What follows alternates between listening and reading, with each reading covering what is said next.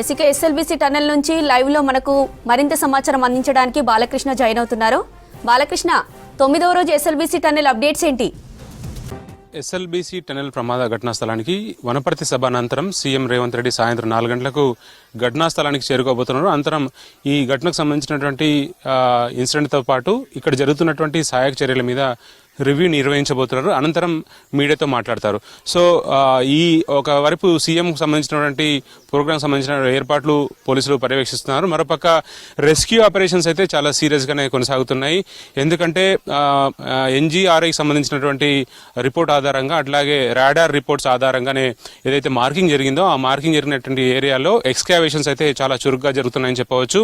కానీ ఏవైతే 3 ప్రదేశాల్లో చెల్లాచెదురుగా పడినటువంటి మృతదేహాలు ఉన్నాయో వాటి వెలికితీత కోసం ప్రయత్నాలు జరుగుతున్నాయి ముమ్మరంగా.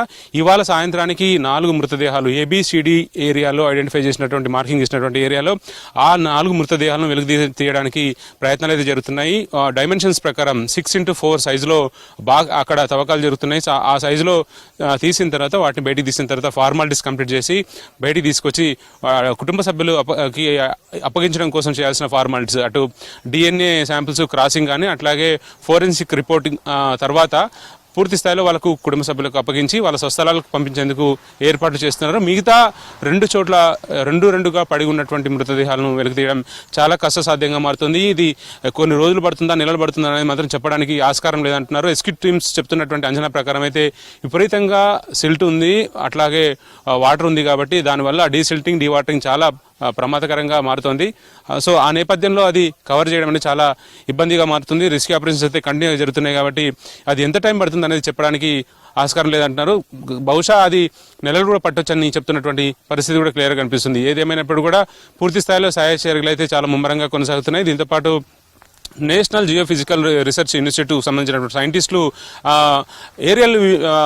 ఏరియాలో కూడా ఐడెంటిఫికేషన్స్, అట్లాగే వాళ్ళు రీసెర్చ్ చేసిన పాయింట్స్ని పట్టుకొని పూర్తి స్థాయిలో టన్నెల్కి ఏదైనా ప్రమాదం ఉందా అనే యాంగిల్లో కూడా వాళ్ళు రీసెర్చ్ చేయడం జరిగింది.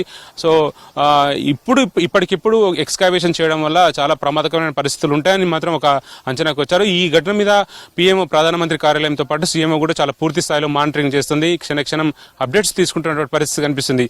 సో ఓవరాల్గా అయితే రెస్క్యూ ఆపరేషన్స్ అయితే చాలా ముమ్మరంగా జరుగుతున్నాయి. ఈ రెస్క్యూ ఆపరేషన్స్ లో ఇన్వాల్వ్ అవుతున్నటువంటి టీమ్స్ సింగరేణికి సంబంధించినటువంటి labour, Singareni rescue teams, rat hole miners, NDRF teams, SDRF teams, fire department, Indian army, navy అన్ని విభాగాలు కూడా పూర్తి స్థాయిలో ఇన్వాల్వ్ చేస్తున్నారు. దాదాపు ఒక టీము లోపలికి వెళ్ళిన తర్వాత బయటికి రావడానికి సుమారుగా 12 గంటల సమయం పడుతుంది. నైట్ షిఫ్ట్ లో వెళ్తే నైట్ 10 గంటలకు వెళ్తే ఉదయం 10 గంటలకు వస్తున్నారు. సో 12 గంటల పాటు తీవ్రంగా నిరంతరంగా శ్రమిస్తున్నటువంటి పరిస్థితులు కనిపిస్తున్నాయి. రిజల్ట్ అయితే ఏదైతే 3 ఏరియాలో టన్నెల్ బోర్ మిషన్ లోపల, అట్లాగే టన్నెల్ బోర్ మిషన్ కి బ్యాక్ సైడ్ పడ్డ ఏరియాలో ఆ 3 ఏరియాలో కూడా ఏదైతే పాయింట్అవుట్ చేసినటువంటి మార్కింగ్ చేసిన ఏరియాలను అక్కడ ఎక్స్కవేషన్స్ జరుగుతున్నాయి. ప్రధానంగా ఇవాళ సాయంత్రానికి 4 డెడ్ బాడీస్ బయటకు వచ్చే అవకాశాలు అయితే స్పష్టంగా కనిపిస్తున్నాయి. దానికోసం అయితే విశ్వ ప్రయత్నాలు చేస్తున్నారు సీఎండీలు. అటు సింగరేణికి సంబంధించిన సీఎండీ కానీ అట్లాగే టీజీడీసీపీఎల్కి సంబంధించినటువంటి సీఎండీ ముష్రఫ్ అలీ ఫారూఖీ కూడా అక్కడే ఉండి స్వయంగా పర్యవేక్షిస్తున్నారు. స్పెషల్ సిఎస్ గా ఉన్నటువంటి అరవింద్ కుమార్ కూడా స్వయంగా అక్కడే ఉండి నిరంతరం రెస్క్యూ ఆపరేషన్స్ ని స్వయంగా పరిశీలిస్తున్నారు. దీంతో పాటు నార్కల్ కలెక్టర్, ఎస్పీ కూడా ఘటనా స్థలంలో ఉన్నారు. నైట్ కూడా ఎక్కడ ఎవ్రీ మినిట్ కూడా వాళ్ళు పాయింట్ టు పాయింట్ రివ్యూ నిర్వహిస్తున్నటువంటి పరిస్థితి కనిపిస్తుంది. ఎట్లాంటి హర్డిల్స్ ఉన్నా కూడా వాటిని క్లియర్ చేయడానికి, దీంతో పాటు వేగంగా సహాయక చర్యలు కంప్లీట్ చేయడానికి ప్రయత్నాలు జరుగుతున్నాయి.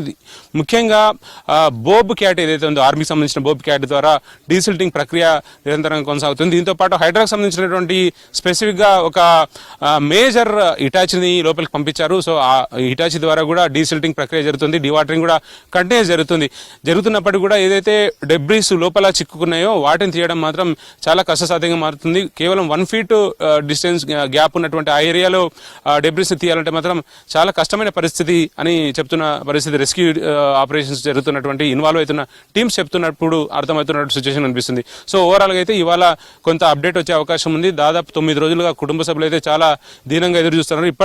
ఇప్పటికే జార్ఖండ్ సంబంధించినటువంటి కుటుంబ సభ్యులు కానీ అట్లాగే పంజాబ్ కాశ్మీర్కి సంబంధించినటువంటి కుటుంబ సభ్యులు ఎవరైతే 8 మంది చిక్కున్నారో అందులో మనోజ్ కుమార్ ఉత్తరప్రదేశ్ సంబంధించిన వ్యక్తి, ఆయన ఉన్నవ ప్రాంతానికి సంబంధించిన వ్యక్తి. శ్రీనివాస్ ఎవరైతే ఫీల్డ్ ఇంజనీర్ ఉన్నారో ఆయన ఉత్తరప్రదేశ్ చందౌరి ప్రాంతానికి సంబంధించిన వ్యక్తి. అట్లాగే సన్నీ సింగ్ జమ్మూ కాశ్మీర్ సంబంధించినటువంటి ఆపరేటర్ అయిన జనరేటర్ ఆపరేటరు. గుర్ప్రీత్ సింగ్ పంజాబ్ సంబంధించినటువంటి తరంతారా డిస్టిక్ సంబంధించిన వ్యక్తి. సో ఈ 4కు సంబంధించిన వాళ్ళేమో ఇద్దరు ఇంజనీర్స్ ఉంటే 2 టెక్నీషియన్స్ ఉన్నారు.